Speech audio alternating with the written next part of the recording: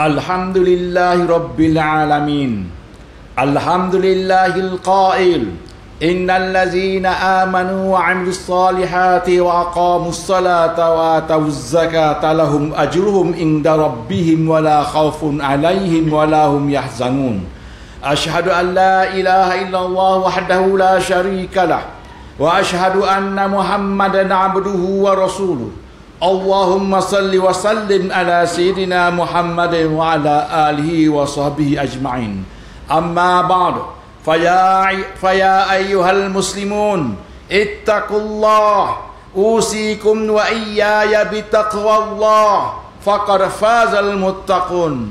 Qala Allah ta'ala ya ayyuhalladzina amanu ittaqullaha haqqa tuqatih wala tamutunna illa wa antum muslimun. Muslimin yang dirahmati Allah sekalian, marilah kita bersama-sama meningkatkan ketakwaan kita kepada Allah Subhanahu wa taala dengan mematuhi segala suruhannya dan meninggalkan segala larangannya. Semoga kita diberi kejayaan di dunia dan di akhirat.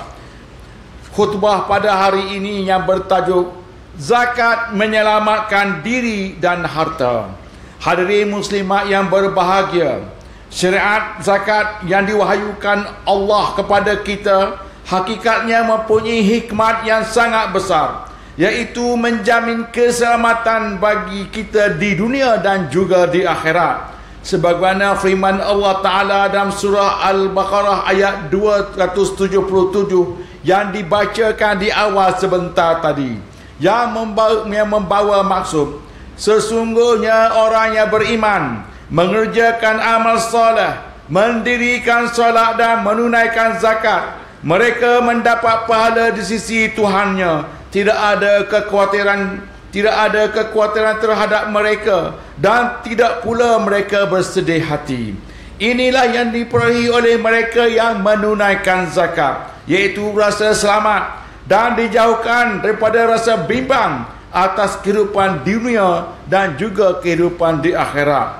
Muslimin yang dirahmati Allah, selalunya orang yang berharta akan sentiasa memikirkan agar harta kekayaannya selamat.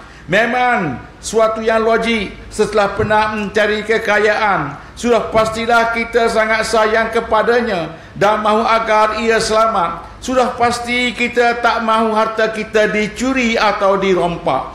Kita juga tak mahu ia musnah terbakar, dihanyutkan banjir atau hilang di telang bumi kerana tsunami atau tanah runtuh. Kita juga tidak reda harta itu binasa akibat ditipu oleh skamer hingga mengalami kerugian puluhan malahan ratusan ribu ringgit. Dalam hal ini, Islam telah memberikan jalan keluarnya sejak sekian lama menerusi ibadat zakat. Ini kerana berpandukan beberapa hadis Nabi sallallahu alaihi wasallam. Jelas sekali bahawa ibadat sedekah dan zakat adalah ibarat pagar halimunan yang sangat ampuh, yang sangat kukuh, membenteng untuk menyelamatkan kekayaan kita daripada binasa dan dibinasakan. Hadis daripada Abdullah bin Mas'ud radhiyallahu anhu bahawa Nabi Muhammad sallallahu alaihi wasallam bersabda, "Hasinu amwalakum bizzakah." Lindungilah harta kamu dengan zakat. Dirikan kubu kamu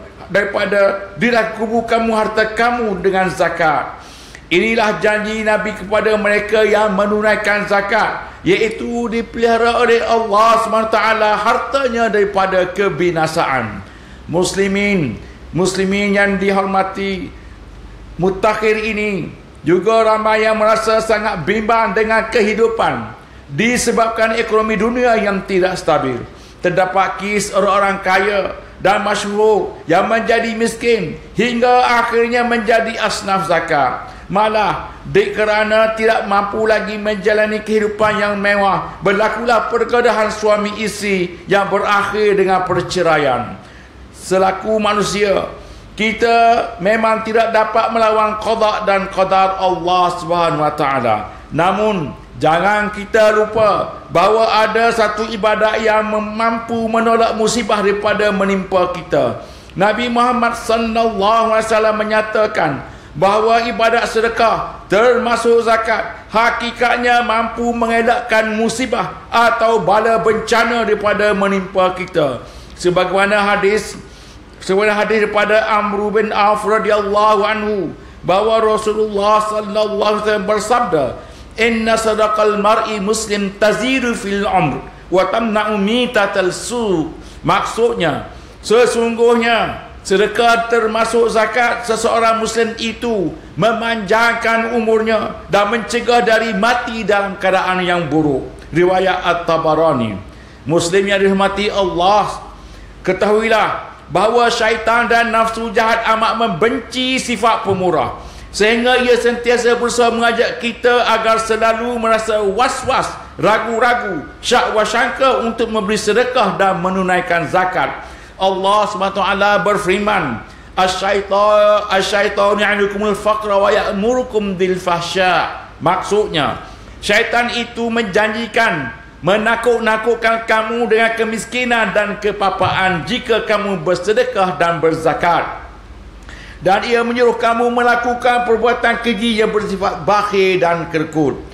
Sebenarnya, sedar atau tidak, sifat kedekut yang melekat kuat di hati itu yang menahan seseorang itu daripada memberi sedekah dan berzakat, hakikatnya tanpa sedar menjadi pemangkin kepada kebinasaan hartanya dan dirinya sendiri. Seperti mana diingatkan oleh Abu Hurairah radhiyallahu anhu bahawa Nabi sallallahu alaihi wasallam bersabda, "Ma min yawmin yusbihul ibadu fi illa malakan yanzilan fayaqulu ahaduhuma Allahumma ati munfiqan khalafa wa yaqulul akhar Allahumma ati mumsikan talafa." Maksudnya, tidak ada hari yang mana pada hamba itu berpagi-pagi padanya melainkan terdapat dua malaikat yang turun.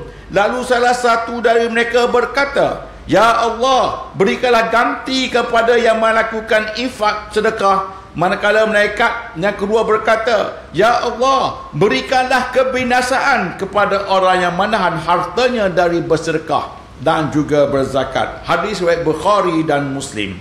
Ingatlah, syaitan dan nafsu bakhil akan sentiasa berusaha menghasut kita agar merasa bimbang.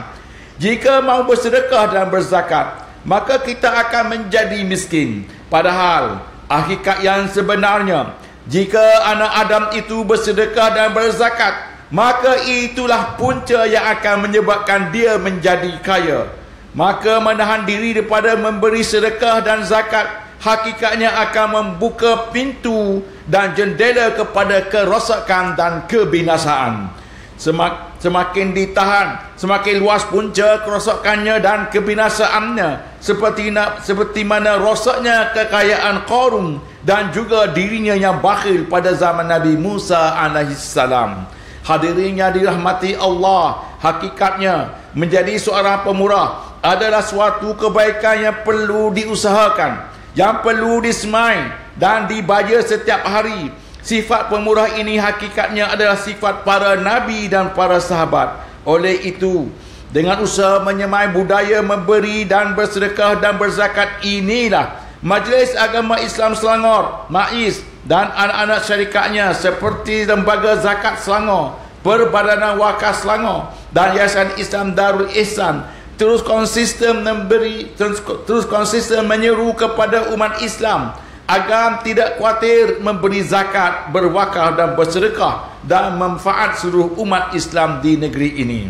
Ingatlah, berzakat, berwakaf, bersedekah itu adalah jambatan ke syurga.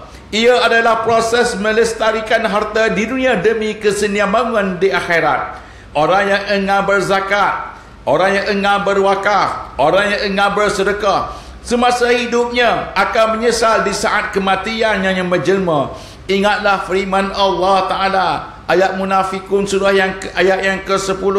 Wa anfiqu mimma razaqnakum min qabli an ya'tiya ahadukumul maut fayaqulu rabbi laula akhartani ila ajalin qarib fa astaddaqa wa akum minas salihin. Maksudnya, belanjalah, dermakanlah sebagian dari rezeki yang kami berikan kepada kamu sebelum seseorang itu dari kamu sampai ajal maut kepadanya. Kalau tidak, maka dia pada saat itu akan menyeru dengan katanya, wahai Tuhanku, alangkah baiknya kalau engkau lambatkan kedatangan ajal matiku ke suatu yang sedikit sahaja, supaya aku dapat bersedekah dan dapat pula menjadi orang-orang yang saleh.